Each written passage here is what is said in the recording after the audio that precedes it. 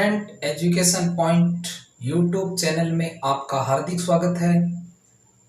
आज की इस क्लास में हम राज्यसभा पर चर्चा करेंगे। तो आइए शुरू करते हैं आज की क्लास।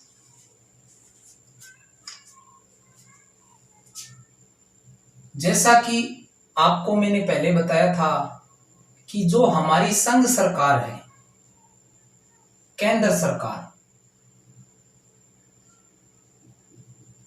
सेंट्रल गवर्नमेंट,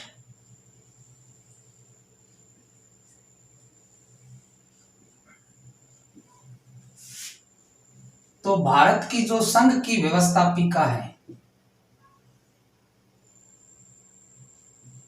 उसे संसद कहते हैं। ठीक। और कार्यपालिका में राष्ट्रपति, मंत्रिपरिषद एवं प्रधानमंत्री।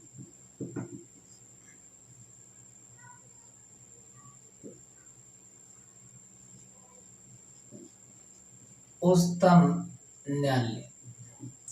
भारत की जो संघीय व्यवस्थापिका है उसे संसद कहते हैं। ठीक है। और संसद के दो सदन हैं, राज्यसभा और लोकसभा। ठीक है। तो संविधान का जो अनुच्छेद है 79, अनुच्छेद 79 में लिखा हुआ है कि संघ की एक संसद होगी जो राष्ट्रपति तथा दो सदनों, राज्यसभा व लोकसभा से मिलकर बनेगी।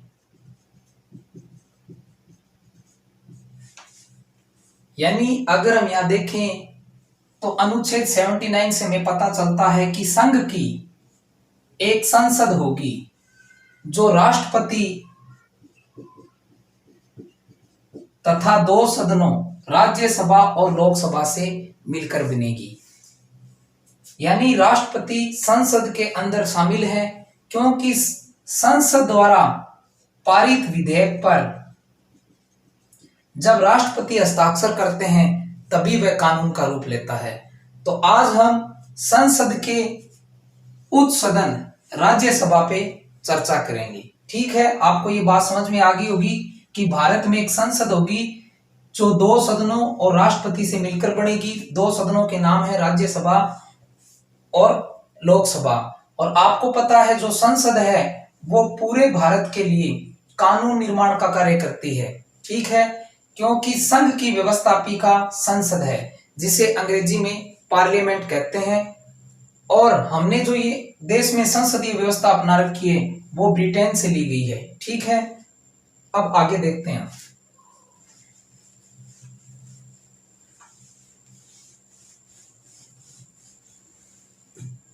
अब हम बात करेंगे राज्यसभा पर। राज्यसभा, अगर हम थोड़ी ऐतिहासिक पृष्ठभूमि की बात करें तो 1918 में मॉन्टेग्यू चेम्सफोर्ड प्रतिवेदन में भारत में द्वितीय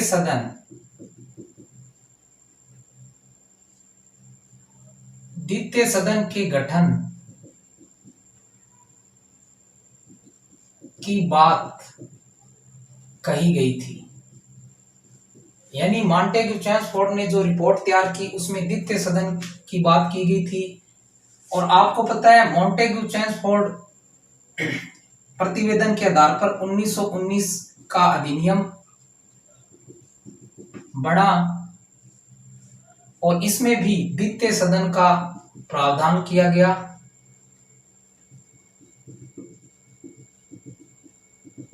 और 1921 में द्वितीय सदन का गठन किया गया।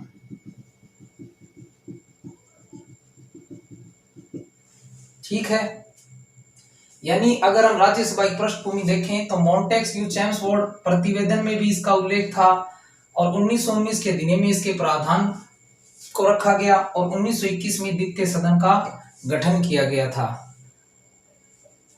और स्वतंत्र भारत की अगर बात करें हम,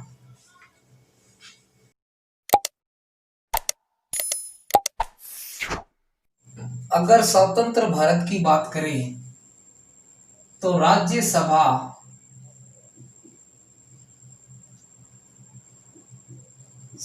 का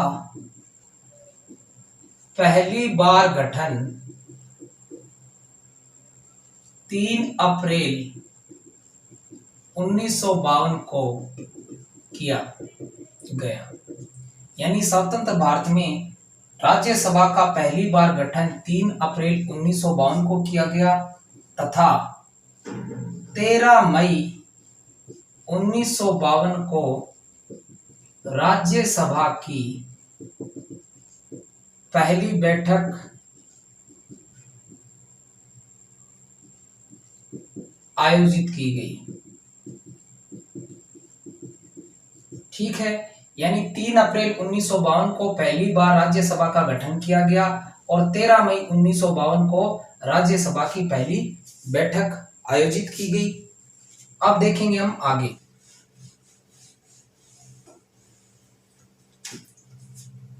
राज्यसभा की संरचना।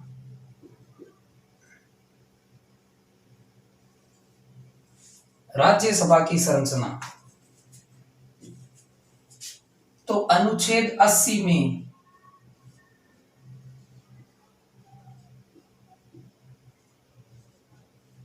राज्यसभा की संरचना एवं निर्वाचन संबंधी प्रावधान किए गए हैं।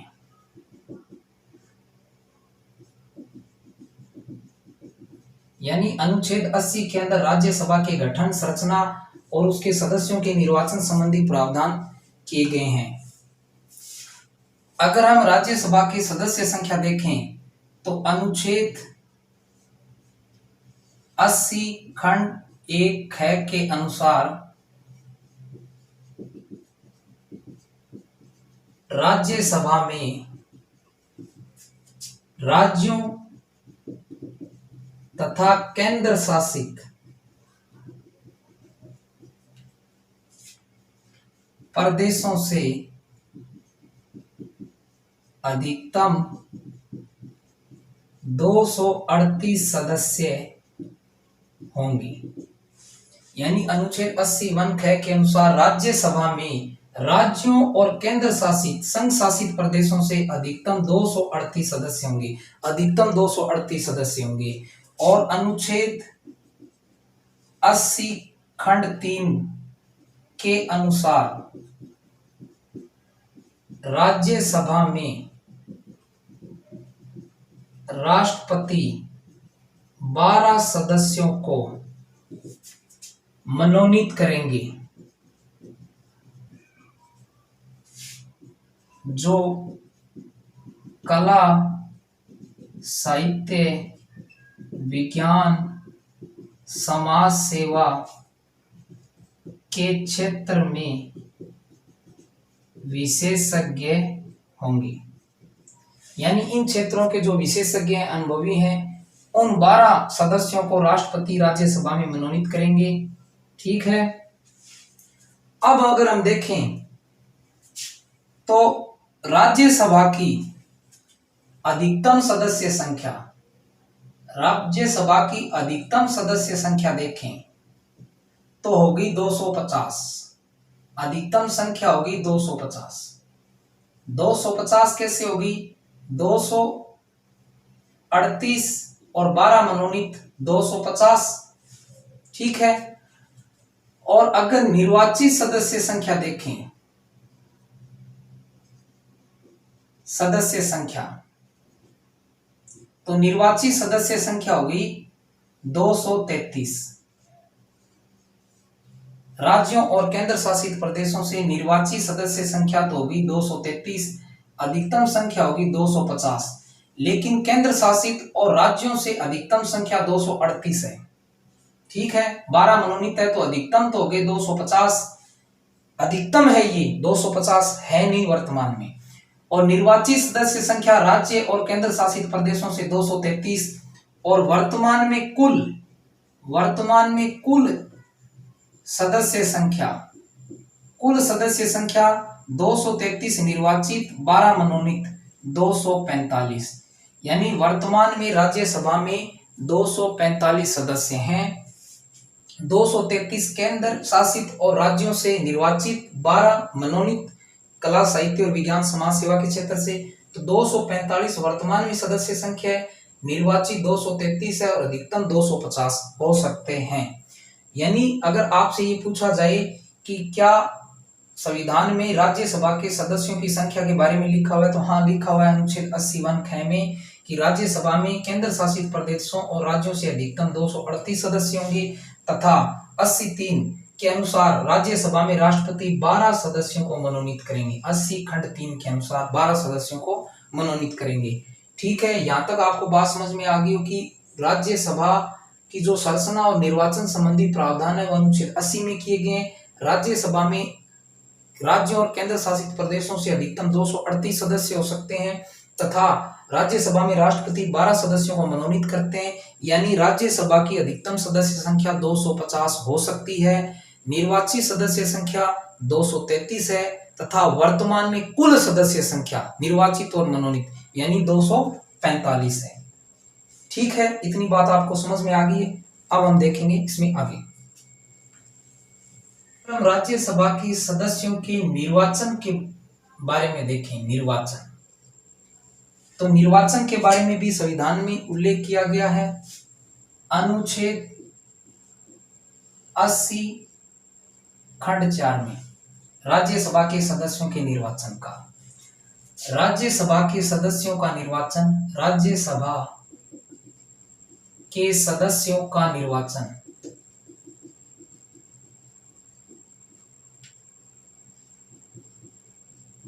राज्य विधानसभाओं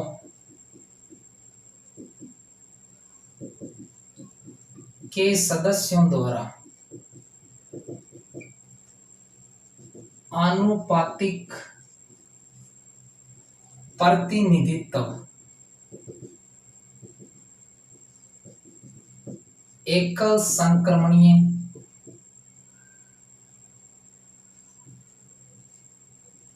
मत पद्धति द्वारा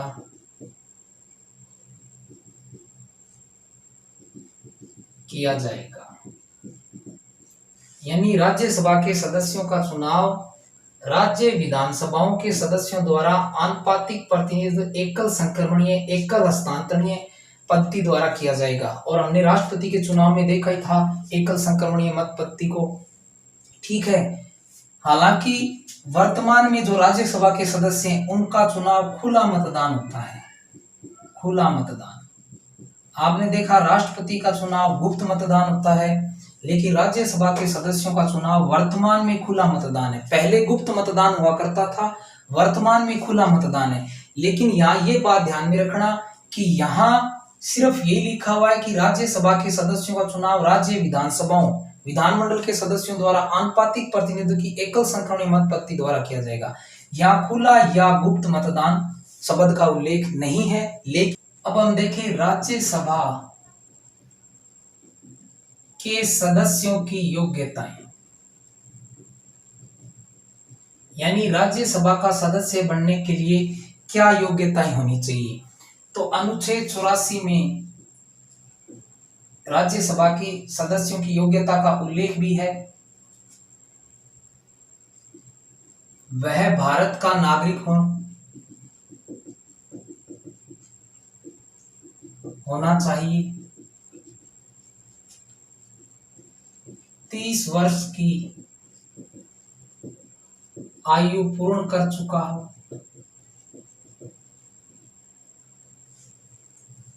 तथा संसद द्वारा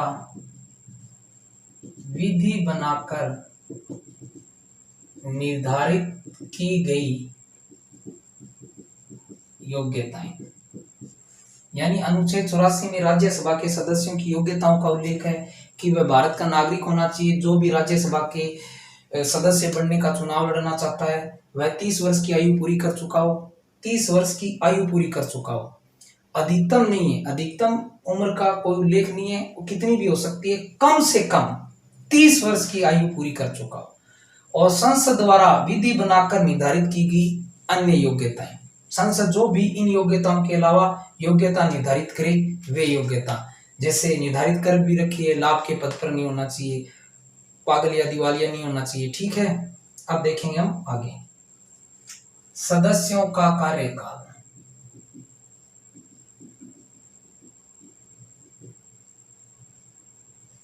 देखो, राज्यसभा का कोई कार्यकाल नहीं होता है। जैसे लोकसभा 5 वर्ष कार्यकाल होता है, राज्यसभा का कोई कार्यकाल नहीं होता है। राज्यसभा के सदस्यों का कार्यकाल होता है, राज्यसभा के सदस्यों का कार्यकाल होता है। ठीक है, और राज्यसभा के प्रत्येक सदस्य का कार्यकाल, प्रत्येक सदस्य का कार्यकाल 6 वर्ष होता है। यानी राज्यसभा का स्वयं का कार्यकाल नहीं होता है, क्योंकि राज्यसभा संसद का एक स्थायी सदन है। इसके जो सदस्य हैं कार्यकाल पूर्ण होने के बाद चले जाते हैं, उनके स्थान पर नए सदस्य आ जाते हैं। यानी राज्यसभा का कार्यकाल नहीं होता, राज्यसभा के प्रत्येक सदस्य का कार्यकाल 6 वर्ष होता है तथा प्रत्येक 2 वर्ष बाद राज्यसभा के इसके 1/3 एक तिहाई सदस्य अवकाश ग्रहण कर लेते हैं।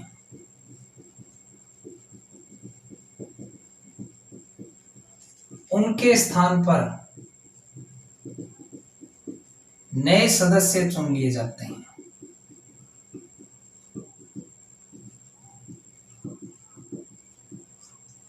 यानी राज्यसभा के प्रत्येक सदस्य कार्यकाल 6 वर्ष होता है और प्रत्येक 2 वर्ष बाद राज्यसभा की कुल सदस्य संख्या का 1/3 सदस्य अवकाश ग्रहण कर लेते हैं और उनके स्थान पर नए सदस्य चुन लिए जाते हैं।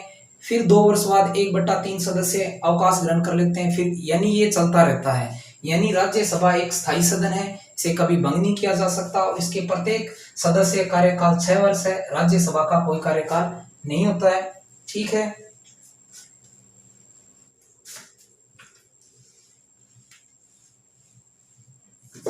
अब बात करेंगे हम राज्यसभा के पदाधिकारी कौन होते हैं। राज्यसभा के पदाधिकारी तो अनुच्छेद 89 खंड 1 के अनुसार उपराष्ट्रपति, भारत के उपराष्ट्रपति राज्यसभा के पदेन सभापति होंगे। यानी राज्यसभा का सभापति तो उपराष्ट्रपति करेंगे, क्योंकि उपराष्ट्रपति राज्यसभा के पदेन सभापति होंगे। पदेन सभापति का मतलब है जो भी भारत के उपराष्ट्रपति होंगे वो राज्यसभा के सभापति भी होंगे। यानी उपराष्ट्रपति होने की वजह से वे राज्यसभा के सभापति भी होंगे। ठीक है, और राज्यसभा में एक उपसभापति होते हैं। तो खंड 2 के अनुसार राज्यसभा अपने में से एक उपसभापति का चुनाव करेगी।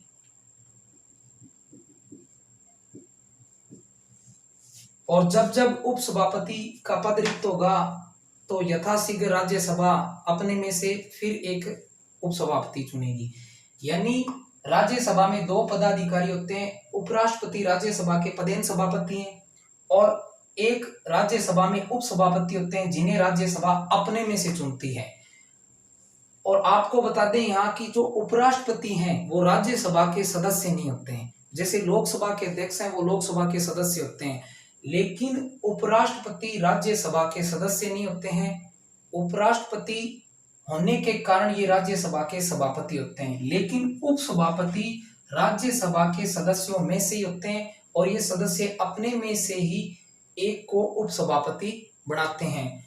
और जब राज्यसभा के सभापति अनुपस्थित हैं तो उनकी अनुपस्थिति में उनका जो कार्य है राज्यसभा में वो उपसभापति संभालते हैं या उस कार्य को करते हैं। ठीक है।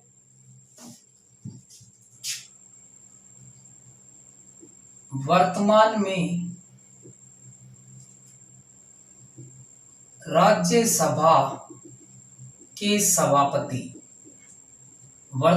राज्यसभा के सभापति वेंकैया नायडू हैं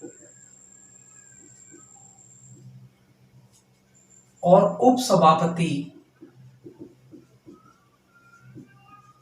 हरिवंश नारायण सिंह हैं। सदन के नेता या पक्ष के नेता थावरचंद गहलोत हैं और विपक्ष के नेता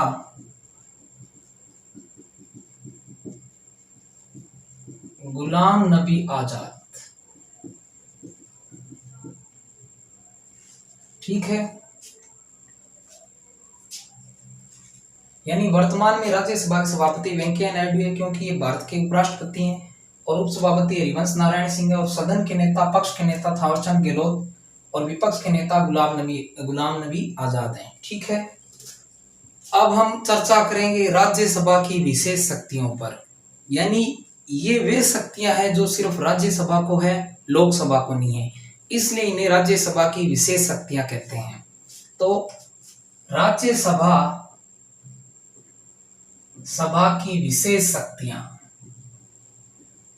और विशेष क्यों है? क्योंकि ये शक्तियां सिर्फ राज्यसभा को है, लोकसभा को नहीं है। ठीक है। अगर हम राज्यसभा की विशेष शक्ति देखें, पहली विशेष शक्ति तो अनुच्छेद 249 के अनुसार राज्यसभा राज्य सूची के किसी भी विषय को अपने उपस्थित व मतदान करने वालों के 2/3 बहुमत से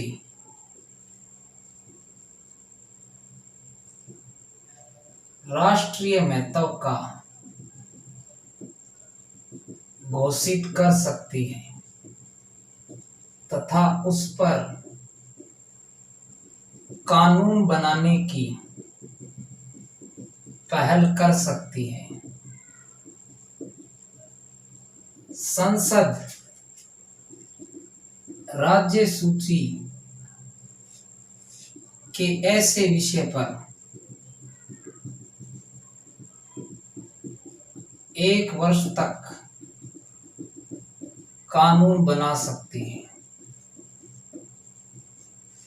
यानी राज्यसभा की विशेष शक्ति यह है कि अनुच्छेद 249 के अनुसार राज्यसभा राज्य सूची के किसी विषय पर कानून बनाने की पहल कर सकती है। यानी वह राज्य सूची के किसी विषय को राष्ट्रीय महत्व का घोषित कर सकती है अपनी उपस्थित व मतदान करने वालों के 2/3 बहुमत से। ठीक है। और ऐसे विषय पर कानून 1 वर्ष तक बनाए जा सकते हैं। यानी आपको पता है कि हमारे देश में संघात्मक शासन है और संघात्मक शासन के अनुरूप केंद्र और राज्य सरकारों के बीच विधायी बंटवारा किया गया है। तो जो केंद्र सूची है उसमें उल्लेखित विषयों पर संसद कानून बनाती है। राज्य सूची में जो विषय उल्लेखित हैं उन पर विधानमंडल कानून बनाता है, राज्य विधानमंडल। ठीक है। और समवर्ती सूची पर दोनों कानून बना सकते हैं, हालांकि प्राथमिकता संसद द्वारा बनाई गई कानून को है। लेकिन हमने देखा कि यहाँ पर राज्य सूची, जिस पर राज्य विधानमंडल कानून बनाता है, उस राज्य सूची के विषय पर भी राज्यसभा कानून बनाने की पहल कर सकती है। और ये बात कहता है अनुच्छेद 249। ठीक है। यानी राज्य सूची के किसी विषय पर कानून बनाने की पहल लोकसभा नहीं कर सकती, उस पर कानून बनाने की पहल राज्यसभा कर सकती है। उस विषय को, किसी विषय को राज्य सूची की राज्यसभा राष्ट्रीय महत्व का घोषित कर सकती है। आपको पता है राष्ट्रीय महत्व के विषय हैं जो केंद्र सूची में हैं, ठीक है, और स्थानीय महत्व के विषय राज्य सूची में, जिस पर राज्य विधानमंडल कानून बनाता है। लेकिन राज्यसभा राज्य सूची के किसी भी विषय को राष्ट्रीय महत्व का घोषित कर सकती है, उस विषय पर कानून बनाने की पहल कर सकती है। ये विशेष शक्ति राज्यसभा को है, लोकसभा को नहीं है। अब देखते हैं राज्यसभा की अगली विशेष शक्ति। अनुच्छेद 312। अनुच्छेद 312 के अनुसार राज्यसभा अपने उपस्थित व मतदान करने वाले सदस्यों के 2/3 बहुमत से नई अखिल भारतीय सेवा या सेवाओं का गठन कर सकती है, सृजन कर सकती है। यानी राज्यसभा को एक विशेष शक्ति यह है कि राज्यसभा अपनी उपस्थित और मतदान करने वाले सदस्यों के 2/3 बहुमत से नई अखिल भारतीय सेवाओं का सृजन कर सकती है। ये शक्ति भी सिर्फ राज्यसभा को है, लोकसभा को नहीं है। अगर हम आगे देखें, अनुच्छेद 67 देखें, तो राज्यसभा उपराष्ट्रपति को हटाने की पहल कर सकती है, लोकसभा नहीं। यानी उपराष्ट्रपति को हटाने के लिए लोकसभा पहल नहीं कर सकती, राज्यसभा ही कर सकती है। राज्यसभा अपने तात्कालिक सदस्यों के बहुमत से प्रस्ताव पारित कर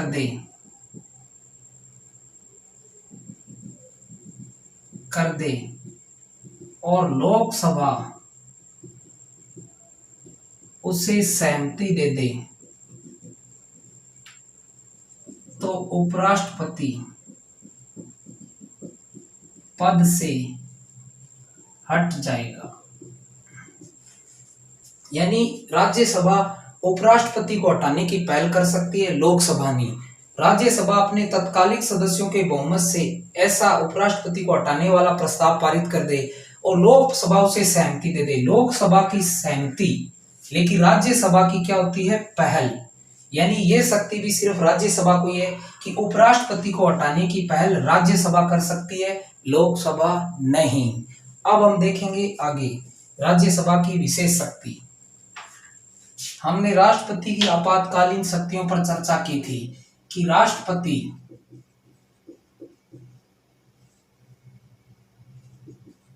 राष्ट्रीय आपातकाल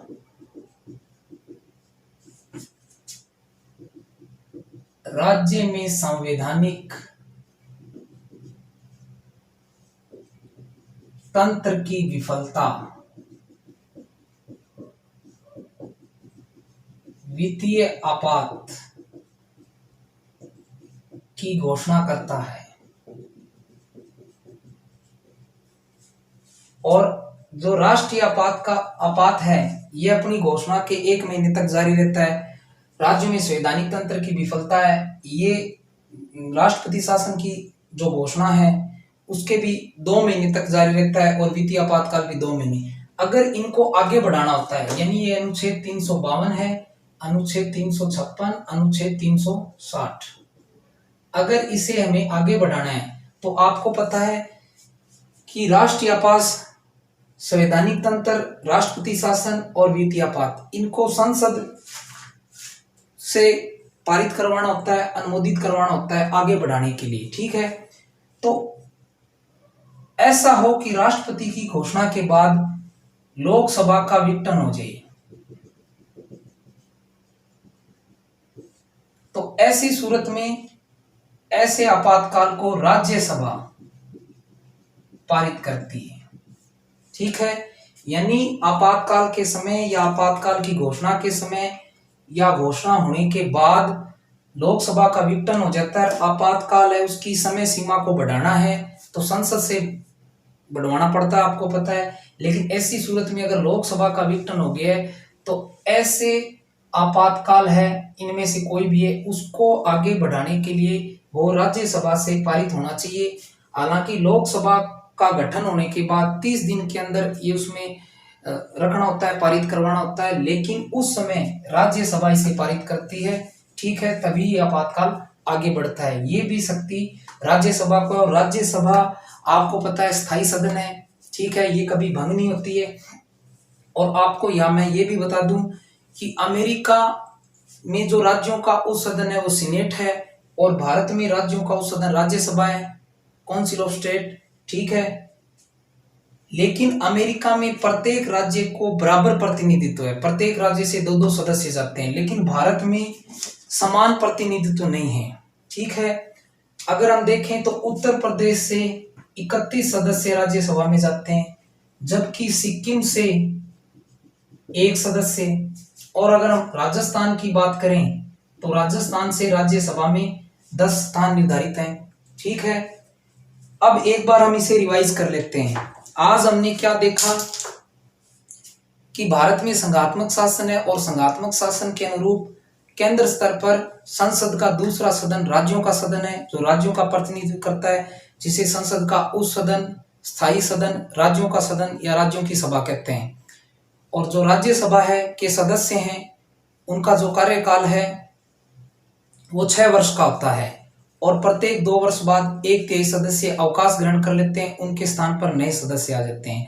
अगर उनकी योग्यता की बात करें तो वे भारत के नागरिक होना चाहिए। जो भी सदस्य जा रहा है, चुनाव लड़ रहा है, कम से कम 30 वर्ष की आयु पूर्ण कर चुका हो, और संसद जो भी योग्यता विधि द्वारा निर्धारित करे वो सब योग्यताएं भी होनी चाहिए। और अगर हम इनके चुनाव की बात करें तो इनका चुनाव राज्य विधानसभाओं के सदस्यों द्वारा आनुपातिक प्रतिनिधित्व एकल संक्रमणीय मत पद्धति द्वारा होता है, खुला मतदान होता है। और अगर इसकी सदस्य संख्या की बात करें तो राज्यसभा की जो अधिकतम सदस्य संख्या है वो 250 है। वर्तमान में सदस्य संख्या 245 है, जिसमें से निर्वाचित सदस्य संख्या 233 है, तथा 12 सदस्य संख्या मनोनीत है, जिन्हें राष्ट्रपति मनोनीत करते हैं, जो कला, साहित्य, विज्ञान, समाज सेवा के क्षेत्र के विशेषज्ञ होते हैं। तो सदस्य संख्या की बात कर ली हमने, चुनाव की बात कर ली, कार्यकाल की बात कर ली, और जो राज्यसभा के पदाधिकारी होते हैं वो उपराष्ट्रपति और उपसभापति होते हैं। उपराष्ट्रपति राज्यसभा के पदेन सभापति होते हैं। ठीक है, और अपने में से राज्यसभा के सदस्य एक सदस्य को उपसभापति चुनते हैं। ठीक है, उम्मीद है आपको आज राज्यसभा के बारे में जो बताया हुआ है वो समझ में आया होगा। अगर इसकी हम विशेष शक्तियों की बात करें तो राज्यसभा है, उसको एक तो विशेष शक्ति ये है कि राज्यसभा राज्य सूची के किसी भी विषय पर कानून बनाने की पहल कर सकती है। राज्य सूची किसी विषय को राष्ट्रीय महत्व का घोषित कर सकती है, नई अखिल भारतीय सेवाओं का सृजन कर सकती है, तथा उपराष्ट्रपति को हटाने की पहल कर सकती है, तथा आपातकाल में जब लोकसभा का विघटन हो चुका है तो ऐसे समय में आपातकाल की समय सीमा है उसको बढ़ाने वाले प्रस्ताव को राज्यसभा पारित करती है। ठीक है, उम्मीद है आज आपको जो ये राज्यसभा के बारे में मैंने जो आपको बताया है वो समझ में आया होगा। धन्यवाद।